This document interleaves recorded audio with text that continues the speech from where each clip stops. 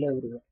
तो आज के लेक्चर में हम करने वाले हैं यूपीपीएससी और यूपीएचईएससी असिस्टेंट प्रोफेसर कॉमर्स के पार्ट थर्ड को। मैं उससे पहले हमने दो पार्ट ऑलरेडी डिस्कस करा दिए हैं आपको, जिसमें 20 एमसीक्यू हुआ, आपके एक्सपेक्टेड एमसीक्यू हुआ, वो हमने कवर कराए थे। ठीक है, एक्सपेक्टेड में। अब ये पार्ट थर्ड है जिसमें हम 10 नेक्स्ट क्वेश्चन को डिस्कस कर रहे हैं। ठीक है, तो बने रहिए हमारे साथ और बस फटाफट से स्टार्ट करते हैं आज के लेक्चर। आज की क्लास क्लास का जो क्वेश्चन है हमारा पहला, वो है स्टैटिक्स में।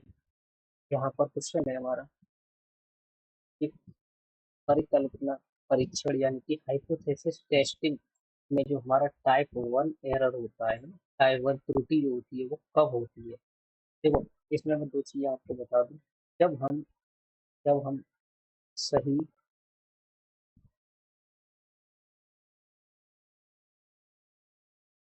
परिकल्पना को अस्वीकार कर दें, ठीक है, अस्वीकार करें, तो ये तो हो गया हमारा टाइप 1। ठीक है, जब हमने सही को गलत कर दिया। और वहीं हम बात करें यहाँ पर कि गलत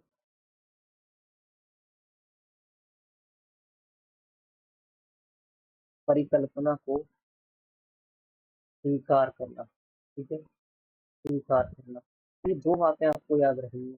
ये हमारा टाइप 2 एरर बन जाता है। ठीक है, ये हमारा टाइप 2 एरर बन जाता है। बात क्लियर? ठीक है। और यहीं पर एक चीज और याद रखो कि टाइप 1 एरर जो होता है उसको हम अल्फा कहते हैं, जिसका सिंबल होता है ये। ठीक है, और ये होता है हमारा बीटा। टाइप 2 एरर को हम बीटा कहते हैं, बीटा को हम डिनोट करते हैं इस। ठीक है, ये कुछ बातें आपको इसमें हाइपोथेसिस में याद रखनी है। क्वेश्चन हमारा टाइप 1 एरर से था, इसलिए हमारा इसका राइट आंसर सही परिकल्पना को जो वो हम स्वीकार कर दिया, ये इसका राइट आंसर बनेगा। गलत को स्वीकार करना ये हमारा टाइप 2 एरर बनेगा।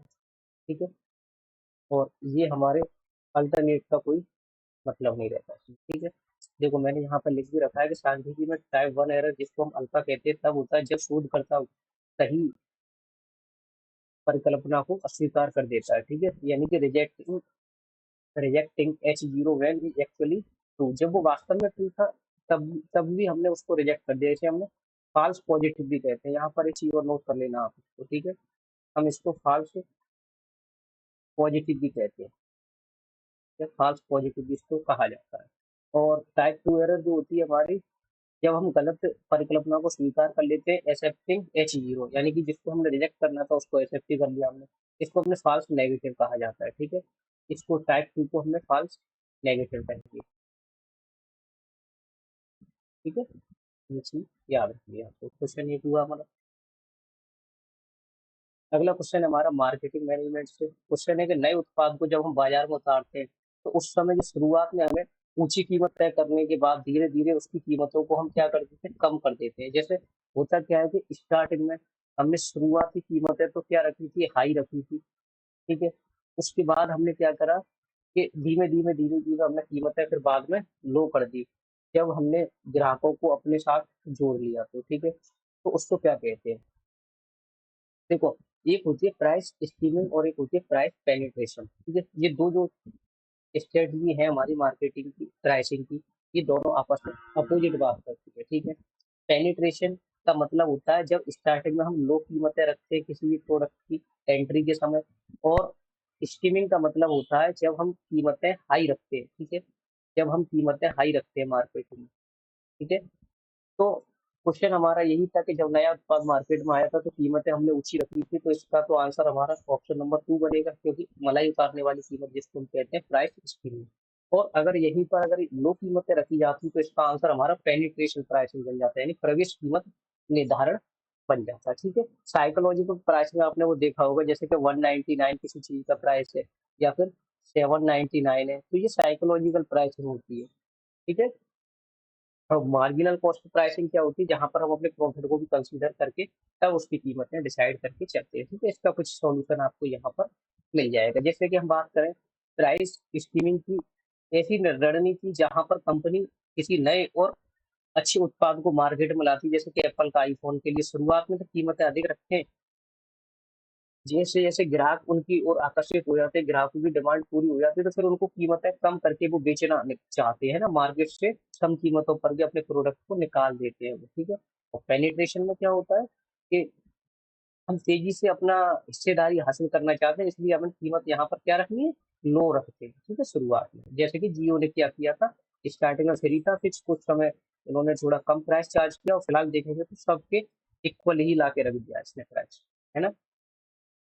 अगला क्वेश्चन हमारा है कैपिटल स्ट्रक्चर से, यहाँ पर पूछा गया कि कैपिटल स्ट्रक्चर का यानी पूंजी संरचना की मोदी गिलानी मिलर जो दृष्टिकोण है, वो कॉरपोरेट करों की अनुपस्थिति में क्या मानती है, यानी कि जब ये परिकल्पना मान के चलती है कि टैक्स कॉर्पोरेट टैक्स वास्तव में है ही नहीं, तो इसका रीजन क्या होता है, ठीक है। तो पूंजी संरचना जो होती है फर्म के मूल्यों के लिए पूर्णतः अप्रासंगिक होती है। मतलब आपको यहाँ याद रखना है कि मोदी गिलानी मिलर अप्रोच यहाँ पर लिखा हुआ आ गया कैपिटल स्ट्रक्चर में, तो वो हमारा इनरेलीवेंट थ्योरी से ही मैच करेगा, ठीक है।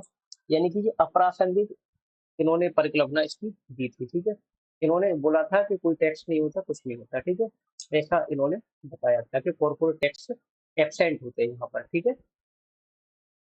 थोड़ा सा इसके बारे में भी पढ़ लेते हैं, इसका राइट आंसर तो अपना ऑप्शन नंबर बी रहेगा, ठीक है। कि MM hypothesis Modigliani Miller hypothesis without tax की बात करती है कि किसी फर्म का कुल मूल्य और उसकी पूंजी की समग्र लागत जो होती है, वेटेड एवरेज कॉस्ट कैपिटल जो होती है हमारी, उसके पूंजी संरचना डेप्थ इक्विटी मिक्स के पूरी तरह क्या होती है, स्वतंत्र होती है, यानी कि इंडिपेंडेंट होती है, इससे कोई प्रभाव इसको नहीं पड़ता है, ठीक है, अप्रासंगिक इसको कहते हैं। इसके अनुसार माना किया जाता है कि एक फर्म का जो मूल्य होता है ना, वो केवल उसकी परिचालन आय जो कि ऑपरेटिंग इनकम बटे में ईबीआईटी और जो बिजनेस की अंतर्निहित यानी कि जो आंतरिक उसके जोखिम होते हैं उन पर निर्भर करता है, ठीक है। इस पर नहीं तो किसी कैसे भी वित्त पोषित किया जाता है, री इन्वेस्ट यहाँ पर करने की बात नहीं करती। इसने दो अप्रोच दी थी, ठीक है, यहाँ पर याद रखना, मोदी गिलानी मिलर अप्रोच ने दो दी थी, एक विदाउट टैक्स और एक विद टैक्स, ठीक है।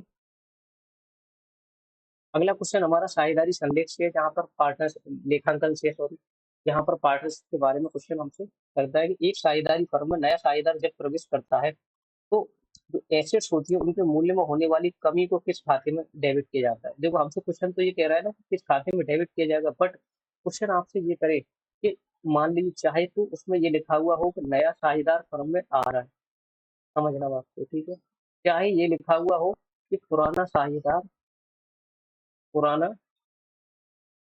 साझेदार फर्म से जाए, ठीक है, और संपत्ति हो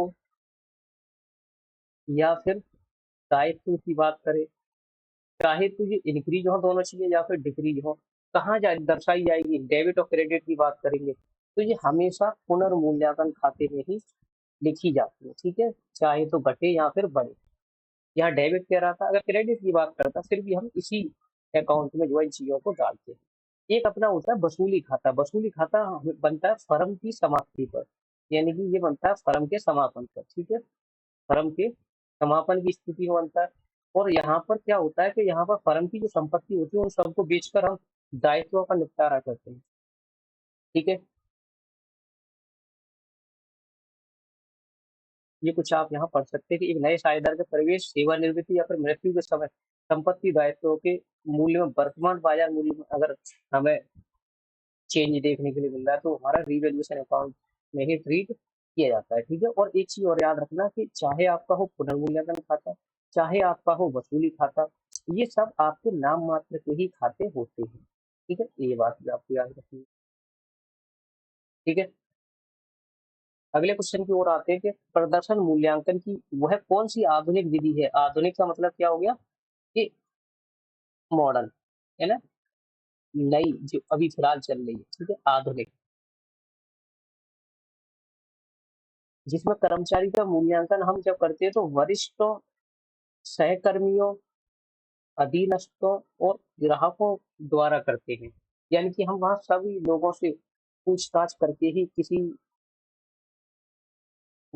जो है कर्मचारी का मूल्यांकन हम करना चाहते हैं। तो वो होता कौन सा है, देखो जब आप सब लोगों से ही पूछ रहे हो तो उसको हम कहते हैं 360 डिग्री, 360 डिग्री का मूल्यांकन। जब हम सबसे पूछताछ करके ही किसी कर्मचारी की जो है क्षमता का आकलन करते हैं, मूल्यांकन करते हैं, इवेल्युएशन करते हैं उसका, ठीक है। इस विधि में किसी कर्मचारी के मूल्यांकन प्रदर्शन का मूल्यांकन केवल उसके बॉस या बॉस द्वारा नहीं पूछते हम, बल्कि संपर्क में आने वाले सभी लोगों से, उसके सहकर्मी, पीएस जो होते हैं, अधीनस्थ कर्मचारी जो होते हैं, ग्राहक होते हैं, सबसे पूछताछ करके ही हम उसकी जो वो छवि है उसकी बात करते हैं, ठीक है। तो इसलिए इसको 360 डिग्री मूल्यांकन कहा जाता है। अगला क्वेश्चन है हमारा कि लागत लेखांकन में सुरक्षा सीमा ज्ञात करने का सूत्र क्या है। यानी कि हमें मार्जिन ऑफ सेफ्टी निकालनी है, एमओएस निकालनी है, ठीक है। एमओएस निकालने का जो फॉर्मूला होता है ना हमारा यहाँ पर, वो होता है कि जो हमारी वास्तविक बिक्री होती है, जो हमारी वास्तविक बिक्री होती है, एक्चुअल में जो हमने सेल करी, उसमें से हम जब सम विच्छेद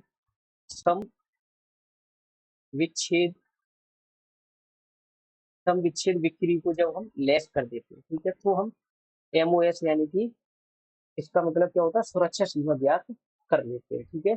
जब एक्चुअल सेल में से हम डीईपी सेल्स को घटा देते हैं, डीईपी सेल्स को घटा देते हैं, ठीक है। तो इसका राइट आंसर हमारा ऑप्शन नंबर बी बनेगा,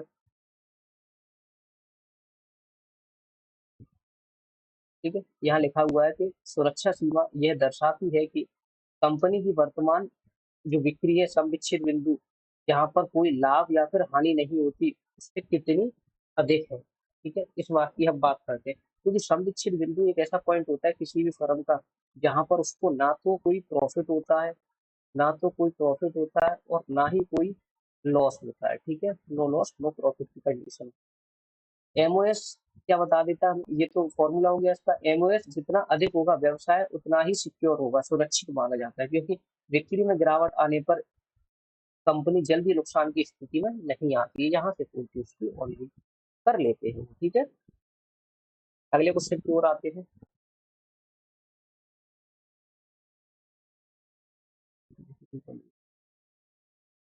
चलो, क्वेश्चन है हमारा कि कंपनी अधिनियम 2013 की धारा 135 के तहत कॉर्पोरेट सामाजिक उत्तरदायित्व, इसको कॉर्पोरेट सोशल रेस्पॉन्सिबिलिटी सीएसआर का पालन करना उस कंपनी के लिए अनिवार्य हो जाता है जब उसके पिछले वर्ष का नेट प्रॉफिट कितने से कम ना हो, ठीक है। ये बात हमसे यहाँ पर करी गई है, ठीक है। तो कुछ चीजें मैंने यहाँ पर भी आपके लिए नोट डाउन कर रखी है, तो यहाँ से आप देख सकते हैं, ठीक है।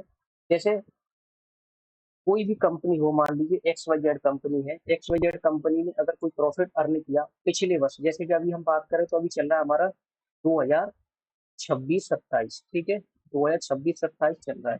अब कंपनी ने 2025-26 में अगर 5 करोड़ रुपए प्रॉफिट अर्न किया है, तो उसको सीएसआर के तहत क्या है, अपना योगदान देना पड़ेगा, ठीक है, खर्च करना पड़ेगा उसको अपने प्रॉफिट का 2% हिस्सा, ठीक है। यानी कंपनी अधिनियम की धारा ये नोट करनी पड़ेगी आपको, ठीक है, ये भी पूछी जा सकती है कि 135 की धारा उपधारा 1 के अनुसार सीएसआर प्रावधान उन कंपनियों पर लागू होते हैं जिनकी जो है वित्तीय वर्ष में निम्नलिखित में से कोई एक मापदंड पूरा कर लेती है। जैसे कि अगर तो उसकी शुद्ध संपत्तियां जो है वो नेटवर्थ 500 करोड़ या इससे अधिक है, उसका कुल टर्नओवर लेन देन जो हो रहा है उसका वो 1000 करोड़ या उससे अधिक है, और उसका जो नेट प्रॉफिट हो रहा है वो 5 करोड़ या इससे अधिक है, तो वो इसके सीएसआर पे कंसीडर की जाएगी, ठीक है। इसको 2% देना पड़ेगा। इन कंपनियों को अपने पिछले 3 वर्षों का एवरेज प्रॉफिट निकाला जाएगा, नेट प्रॉफिट, उसका 2% योगदान इनको सीएसआर में खर्च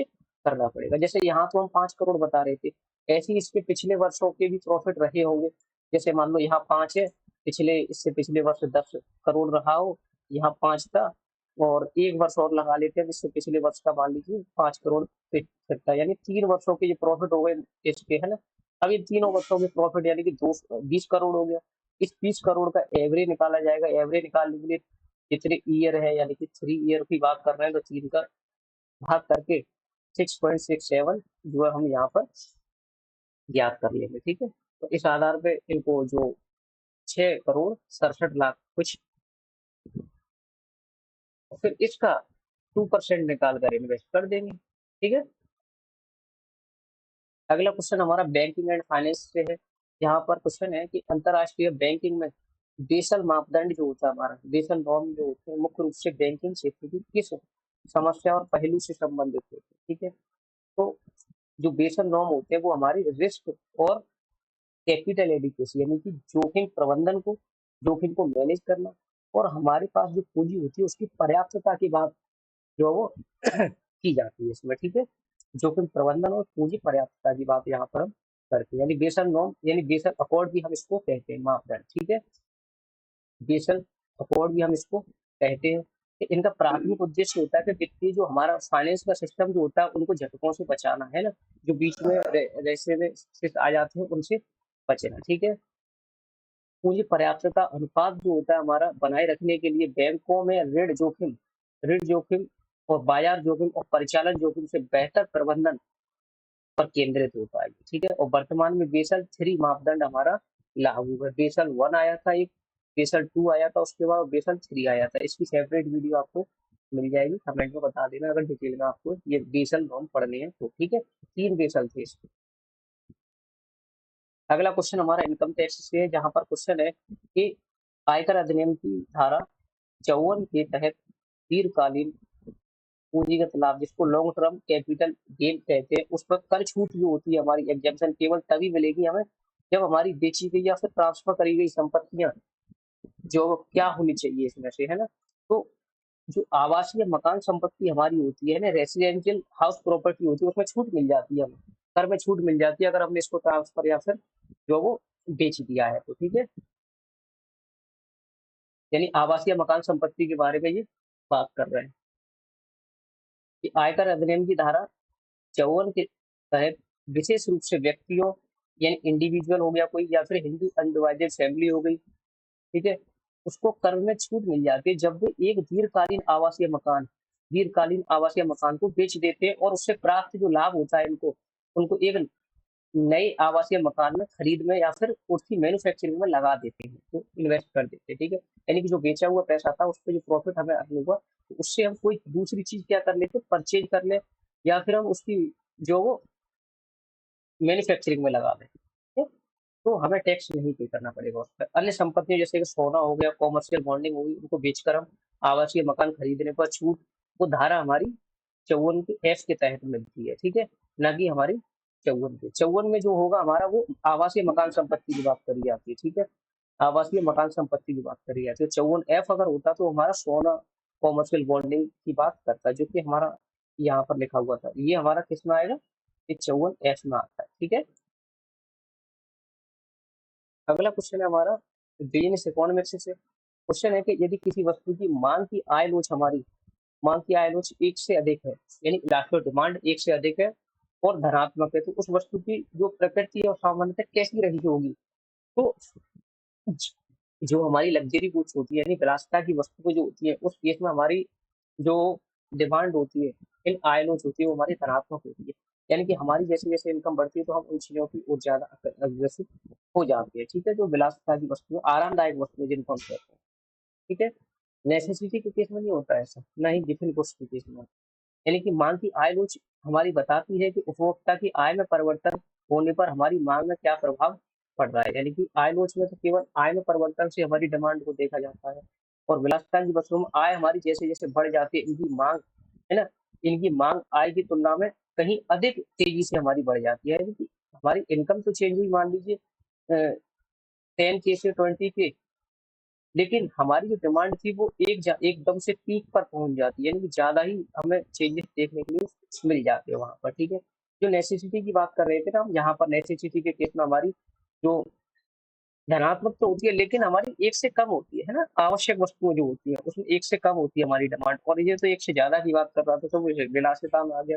एक होती है इंफीरियर गुड्स, यहाँ पर ऋणात्मक होती है हमारी आय लोच। कैसी होती है, ऋणात्मक होती है, क्योंकि आय बढ़ने पर हम इनकी मांग को घटा देते हैं। ये घटिया वस्तुएं होती है, ये घटिया वस्तुएं होती है, यानी कि हमारी इनकम बढ़ गई तो क्यों ही हम लो लेवल की वस्तुएं कंज्यूम करेंगे, हम हायर लेवल पे पहुंचने की बात करते हैं। ठीक है। तो यही थी आज की क्लास के 10 क्वेश्चन। नेक्स्ट क्वेश्चन के लिए आप हमें कमेंट में बता सकते हैं कि इसका अगला पार्ट आपको चाहिए या फिर डिटेल में कंसेप्ट पढ़ाई है। ठीक है।